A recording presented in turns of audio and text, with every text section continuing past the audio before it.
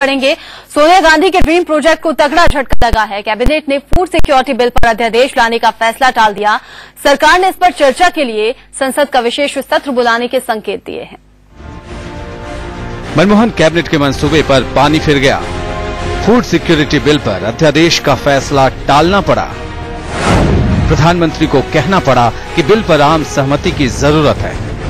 प्रधानमंत्री जी और कहते भी क्या, दरअसल कैबिनेट में सरकार के सहयोगी शरद पवार ही इसके सबसे बड़े विरोधी हैं। आज कैबिनेट की बैठक में शरद पवार ने एक शब्द भी नहीं कहा।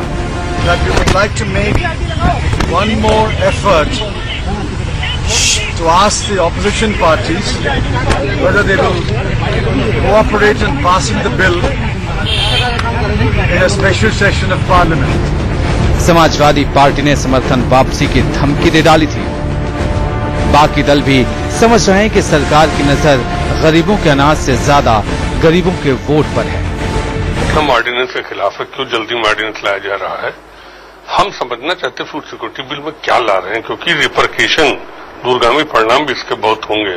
बिल कितना किसान के प्रति उपयोगी है, इससे आम जनता को क्या राहत मिलेगी और क्या वाकई में देश में 65% जनता आज गरीबी की रेखा से नीचे है, इन सब चीजों पे स्पष्ट राय हम देंगे। देखिए, मैं समझता हूं कि पार्लियामेंट चर्चा के लिए होती है और देश में कोई भी अच्छा काम अगर आप करते हैं, मैं समझता हूं सरकार को ये समझना चाहिए, अगर अच्छा आप काम कर रहे हो तो देश के पार्लियामेंटेरियन उसका समर्थन करेंगे। इवन बहुत सी चीजें हैं जो अबव द पार्टी लाइन होती है।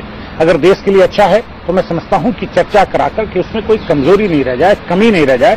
पार्लियामेंट इसी के लिए बनाई गई है, बिल के लिए बनाई गई है और अच्छे कामों के लिए बनाई गई है और उसका उपयोग होना चाहिए। मैं समझता हूं कि सरकार की ये जल्दबाजी मेरे हिसाब से ठीक नहीं है। मोदी ने ट्विटर पर सरकार की खिल्ली उड़ाई। मोदी ने लिखा, गुजरात में 10 सालों से गरीबों को 2 रुपए किलो गेहूं, 3 रुपए किलो चावल पीडीएस के जरिए दिया जा रहा है। क्या ये खाद्य सुरक्षा नहीं है?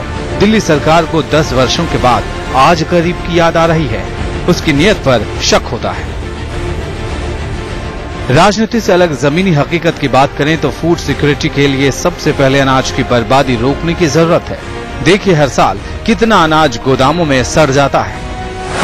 देश में अनाजों की बर्बादी 10 साल में लगभग 10 लाख टन अनाज बर्बाद हो गया है।